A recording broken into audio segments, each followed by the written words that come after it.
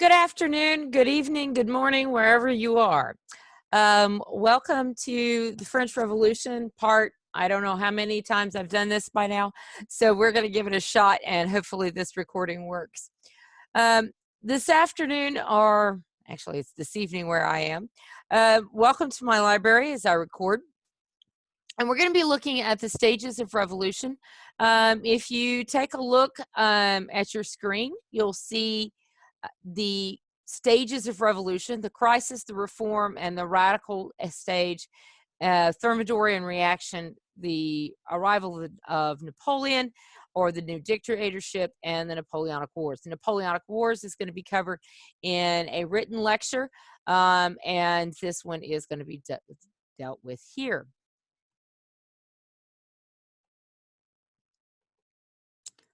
Where's my music? There's my music. And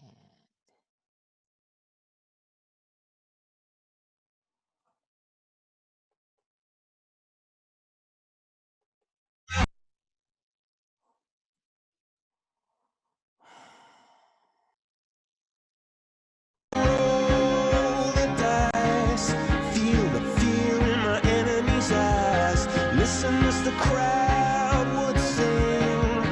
Now the old king is dead, long live the king. 1 minute I held the key.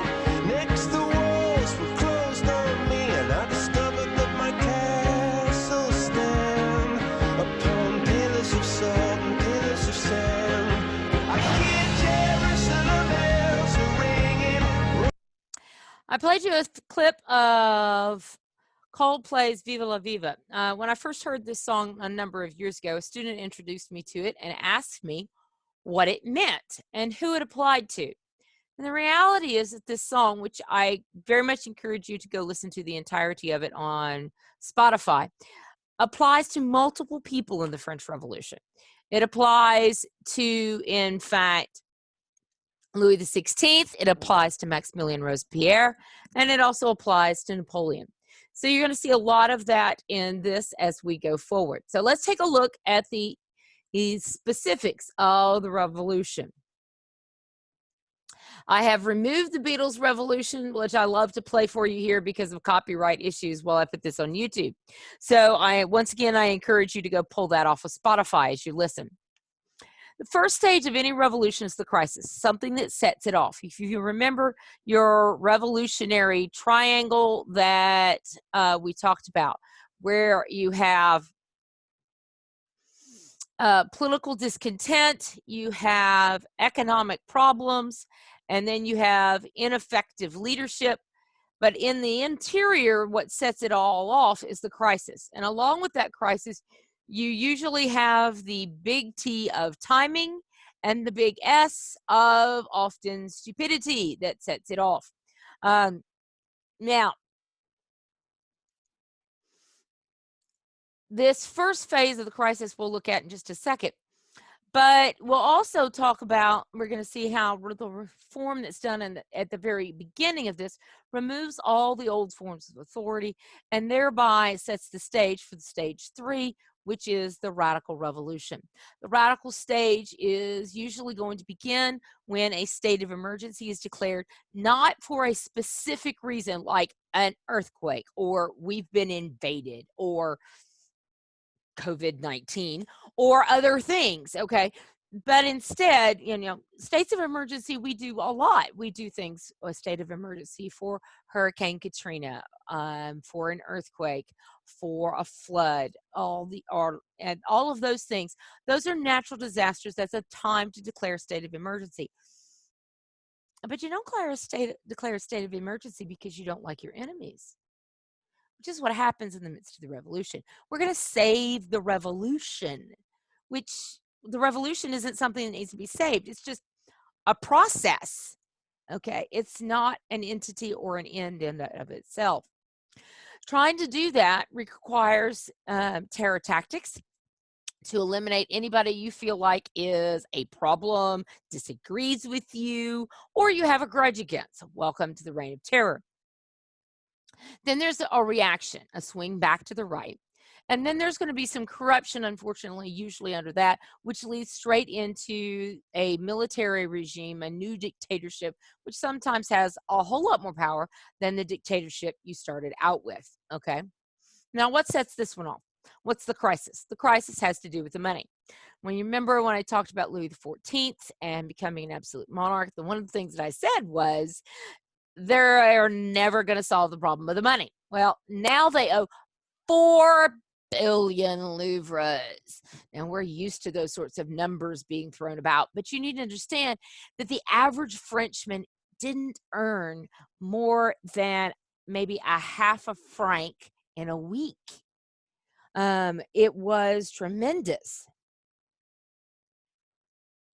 Now, there were also, unfortunately, unsound financial methods being used to service the debt, and that's the even bigger problem here.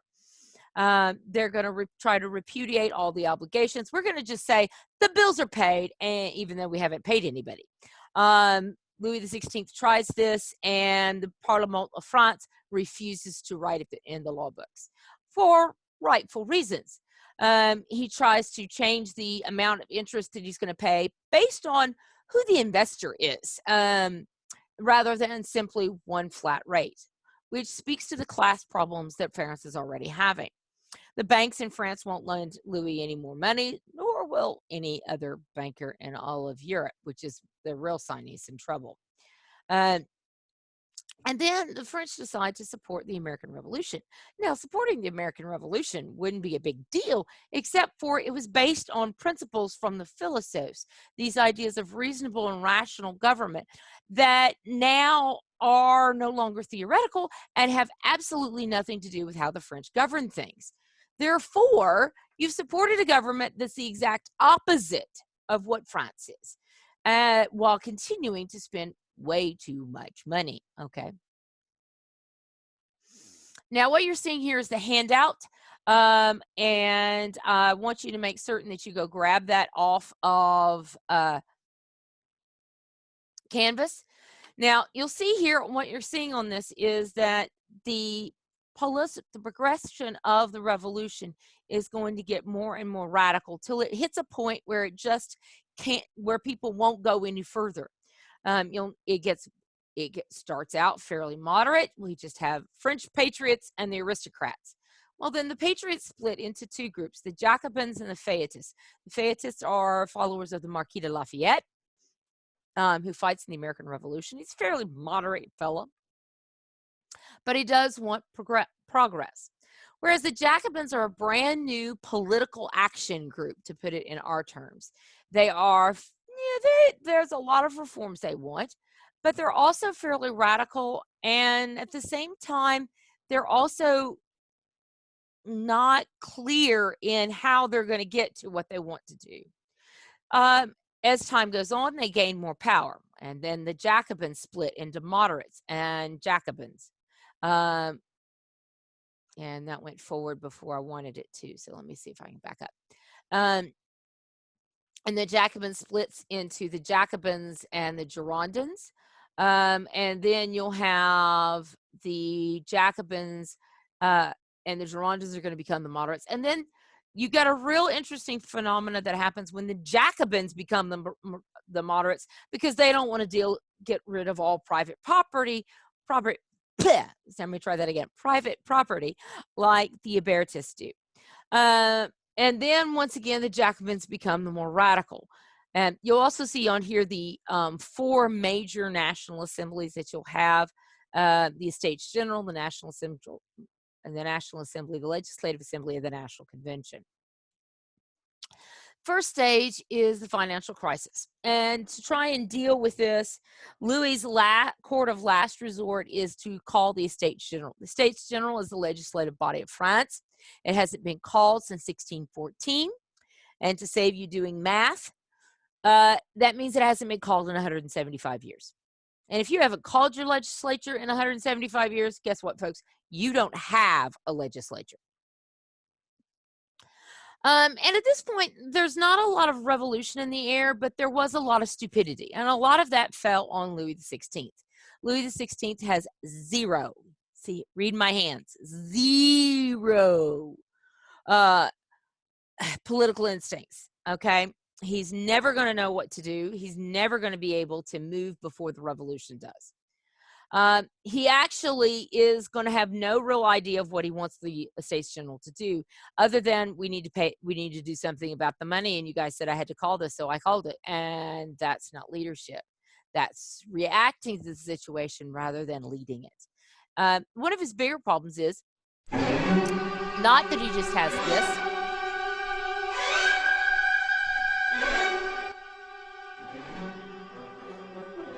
But that he doesn't decide to give everybody seats. Some of the old rules of the court at Versailles, he decides to try and bind on the legislature. He wasn't going to let any of the non-clergy and non-nobles sit down. Well, that's going to stir them up. He's also not going to allow them to wear anything. He's going to have dress codes based on who they are. Once again, reinforcing all the class problems that France has. In fact, he's actually going to this last straw is when on June the 17th, the Third Estate, frustrated with what's going on with Louis, declares itself to be the National Assembly of France and says, we invite everybody to join us. Well, the next couple of days are okay, but on June the 20th, they go to the meeting room as normal in the special building that Louis has for the governmental departments, and they find the doors locked. And this is kind of a passive-aggressive move on Louis's part. They storm next door to the indoor tennis courts. There it is. And swear an oath that they are going to not, in fact, dismiss until they've written a constitution for France.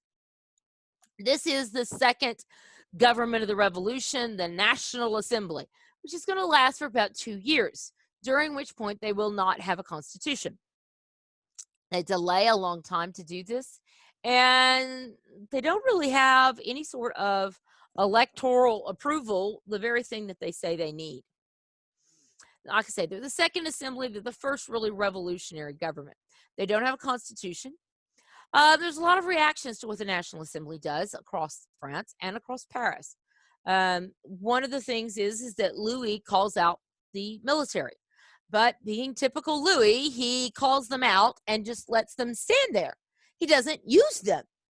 He doesn't go along with the revolution. He doesn't try to lead it. He just calls out the military and then doesn't actually do anything about that.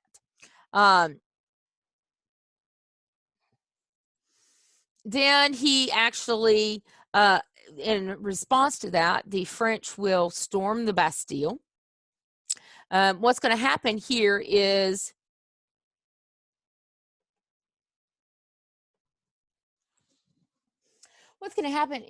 right before the storming of the Bastille, this grand day, this grand moment in French history, is that the crowds are going to be upset in Paris because Louis called out the troops. Now, he's not doing anything with them, but he's called them out.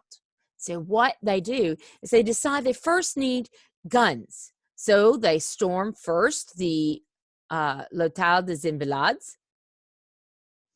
And they storm the Bastille, which you see a representation of behind me and on the screen. They storm this old soldier's home looking for guns. Well, they do find some there. They also kind of undo a whole bunch of older gentlemen who were just kind of trying to live out their end of their lives in peace. And then they storm the Bastille. Now, ostensibly, they're supposed to be doing this great prison breakout and releasing all the political prisoners. And the Bastille was now a prison. It had been a palace at one point. But here's the thing. There's only 7 people in the Bastille. Now, the guards do fight back, but there's only 7 people, and about 5 of them are clinically insane, and that's the reason they're here, not because they're political prisoners. They do get gunpowder at the Bastille, and there is going to be a battle for which many Frenchmen and French women can actually draw pensions on later in life. Now, typical of this period, what happens in Paris spreads to the rest of France. We saw this with the French Wars of Religion. Word of this gets out by July the 20th about the storming of the Bastille, and we start to see the great fear spread across the countryside. What you see here on the map, these areas in yellow, are actually going to be the areas where we see incidents of the great fear. We see purple, we see incidents of insurrection, if you want to call it that, at this point. And basically, what happens is they storm people's houses and pillage manors and monasteries. They burn things. This is more of a peasant uprising than anything else. They storm into manors, demanding pieces of paper that hold them in servitude and trying to get rid of the crowds. And they give them pieces of paper, which, of course, have nothing to do with what's going, what creates the peasant classes in France, because it's all in Paris. There was a lot of bloodshed during this period. And anybody with any sense who doesn't like the revolution gets a clue right then. There are going to be a lot of nobility who become known as the émigrés, who flee France at this point and are going to quickly leave town and begin to stir up sentiment abroad against the revolution. But the thing is that Louis XVI has no political instincts. I mean, if this were his great grandfather, actually it's two greats back, but if this were Louis XIV, he would be calling out the army, leading them into battle, and putting this down, because that's what he'd done before. But Louis XVI dons a revolutionary little hat that you see up here and parades around in the street, all while having the army there but not using them. About 2 years later, Louis is going to decide that this was the moment that he should have fled. But unfortunately, his political instincts are all going to be, in fact, ones that come well after the fact. Okay. Now, what we see in this first stage, now we've moved into stage 2 with the creation of the National Assembly and the storming of the Bastille. Now, this is when we start to see the removal of the old authorities. And the very first one, in a prearranged ceremony on the night of August the 4th in 1789, the aristocrats of France stand up and declare, in fact, that they are going to renounce their titles and only be known as the citizens of France. Now, this is a bit of political theater. It's been prearranged. It's certainly not all of the nobles of France anyhow, but certainly they are going to try to do this, okay? Now, but quite frankly, the aristocrats stepping down actually makes more enemies for France. Most of the aristocrats who had already fled aren't happy with this. Other aristocrats in other countries aren't happy with this. More than that, we also see them creating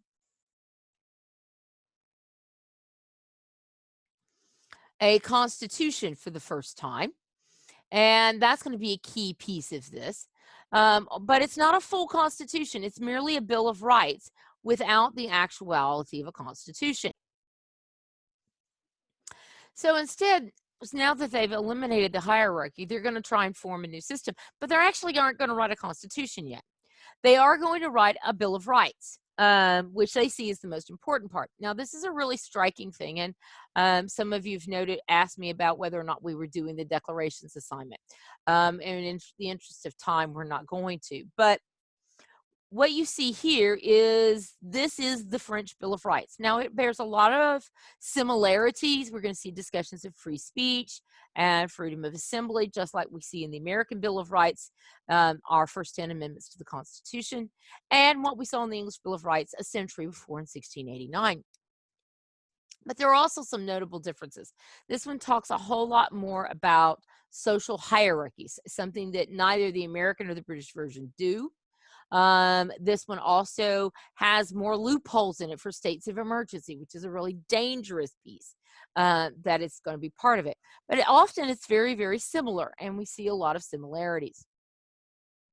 Like I say, they do write a constitution, but it's not going to be actually put in place until 1791.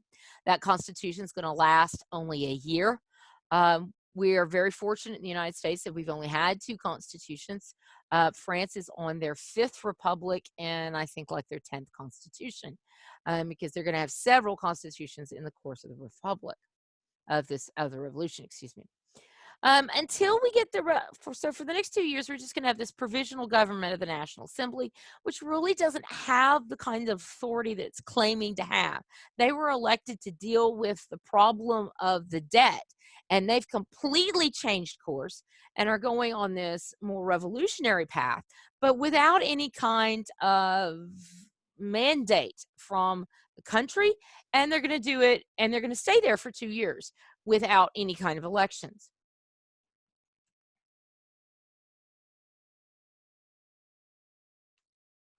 Now, the next portion of the old authorities that they're going to attack is the monarchy. Now, at this point, what they do to the monarchy is not all that radical, but they do make it subject to something that Louis XIV had done his very best and rather successfully to remove from the question of politics, and that is take Paris out of the equation. Paris is incredibly volatile.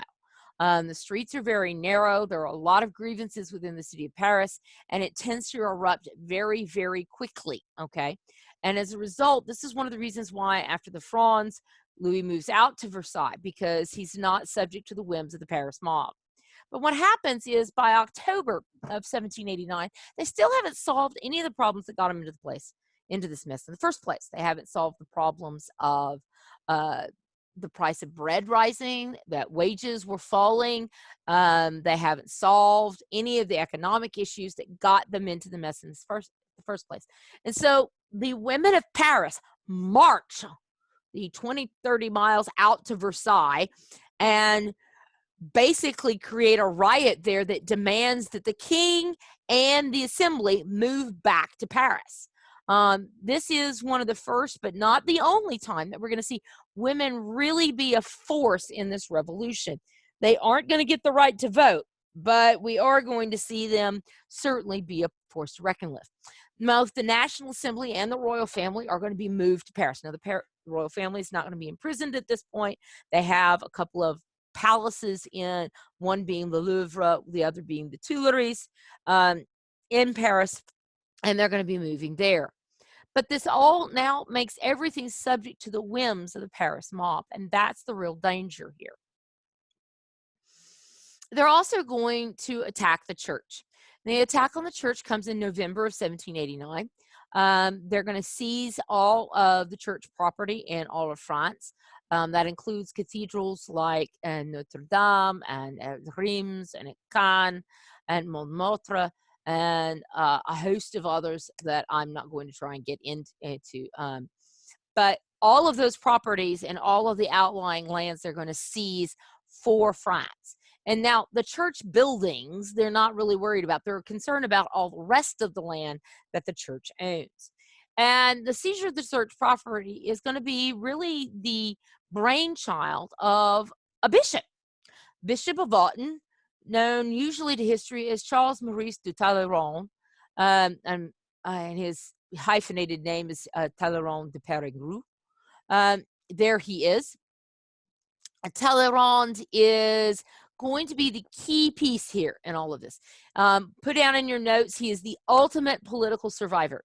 Every type of political instinct that Louis XVI simply does not have, Talleyrand does. And he's really, really good at this. He's going to be a part of every single French government from this point until after Napoleon, okay? He's going to be the representative of France at the Congress of Versailles that settles things after Napoleon. He is brilliant politically. But he's going to actually kind of betray every oath he's taken. But he's going to wind up keeping his head, which, quite frankly, in the middle of the revolution, that's an achievement in and of itself. And his brainchild is to create a new currency, to get rid of the old currency, to create a new currency called assignats, which were government bonds backed by the church lands that they've now all seized. And that is going to, in fact, create a brand new currency for France. This is based on the ideas of the physiocrats. The physiocrats were an enlightened a group during the Enlightenment who argued that all wealth has to be based on land or it's a fiction. This is going to be followed up the next summer with the Civil Constitution of the Clergy, which actually makes the priests government employees. Most of them flat out refuse to sign this oath and become government employees, which to those who are devoted to the cause of the revolution and have read and agree with Voltaire is going to make them the enemies of France. They're not. And in fact, most of France was still very much Catholic. The Pope's going to denounce the revolution in the spring of 1791, partly because of the treatment of the priests and other things that are going on in France, but it's kind of late. Many French peasants, French Catholics who are still very devout, are going to be unnerved by all of this. And further unnervement is going to come under the era of the Republic. Now, the Constitution of 1791 is finally finished. By this point, the revolution is becoming more and more radical. They're going to see a series of problems with the Constitution. And not the least of which is that it has no checks. We looked a little bit at the Baron de Montesquieu, who talks about the ideas of checks and balances, something that's inherent in our Constitution. That's not something they do. In fact, the legislature has almost no power. The executive has almost no power because they've all lost all faith in the monarch. But they also don't have a separate judiciary branch either, okay? So they have models of constitutions from both the British and the Americans, neither one of which do they use, okay? They create a model where almost all the power is centered in the legislature. Now, the problem with that is that the legislature can be just as much of a tyrant as a king can. We saw that when we looked at the English Civil War and Revolution, that Cromwell and Parliament were also tyrannical, okay? So this is one of those key things. Now, why have they lost faith in Louis XVI? Well, partly because in June of 1791, he tries to flee the country. Now, he tries to flee the country dressed up in women's clothes, and they're trying to make their way out of Paris. You see them here being drugged back into Paris, they in their carriage. Now, part of what gives them away? Well, the fact that Louis XVI's face is on every coin in France, and they recognize him. Louis is going to say that he probably should have gotten away 2 years before, but now it's quite frankly too late. But Louis' attempted flight and the flight of his wife and son is going to cause another problem for France, and this problem is going to come from outside of France. In August 1791, the rulers of Prussia and Austria, Leopold II of Austria and Frederick William II of Prussia, have gathered at a place called Pillnitz, and what they're about to do is to settle some outstanding things from between themselves and to figure out a way to carve up parts of Poland to take for themselves. This is not the last time they're going to do that. The last time is going to be in 1795. But they also at this point discuss the problem of France. And this is very particularly acute for Leopold II because his sister is Marie Antoinette. Leopold II is the grandson of, he is the son of Marie Antoinette. He's the son of Maria Theresa. Okay, Leopold II is in fact going to be the brother of Marie Antoinette, the Queen of France. The King of France is his brother-in-law. The heir apparent is his nephew. And so they issue a statement saying that if any harm comes to the royal family, there will be war against France. Now, that kind of threat of we're going to declare war on you is a serious threat when you've got an organized government. The trouble is that in 1791, they don't really have one. And they don't have anybody who's used to dealing with foreign diplomats, except for perhaps Talleyrand. And even Talleyrand's extensive political skills are not going to be able to restrain what happens next.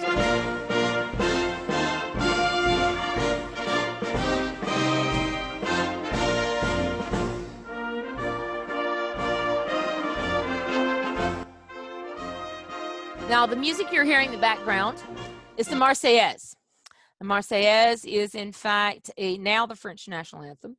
But in June of 1792, frustrated with what's still not fixed in terms of the economy, we still haven't fixed all of the issues that France has. We still haven't solved the problems, the legal code that got us into this mess, or tariffs throughout France, or a host of other problems. The economy is in shambles. And women, once again, take matters into their own hands and march from Marseille to Paris. And the march from Marseille to Paris is going to be a critical one in kind of turning the tide against the revolution, turning the tide of the revolution into a more radical phase. But there's also a fifth problem, and that is that we're going to have opposition from the church and immigrants abroad. After all, the Pope has denounced the revolution. We've got nobility stirring up matters in Britain and in Austria and the Netherlands and in Spain against the French.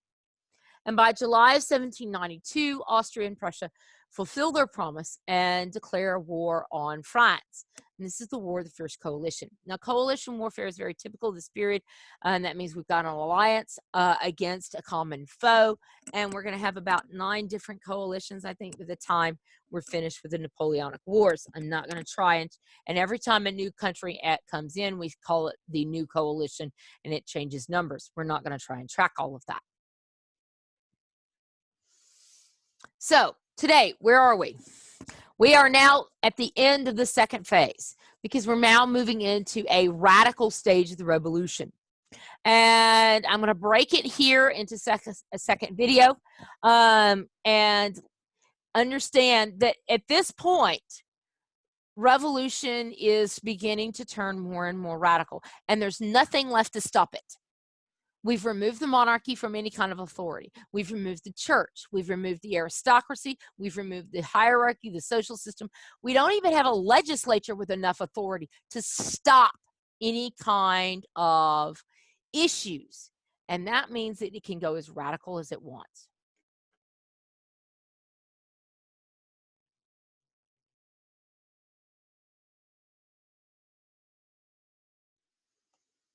And I thought I had another Coldplay, but maybe not. All right.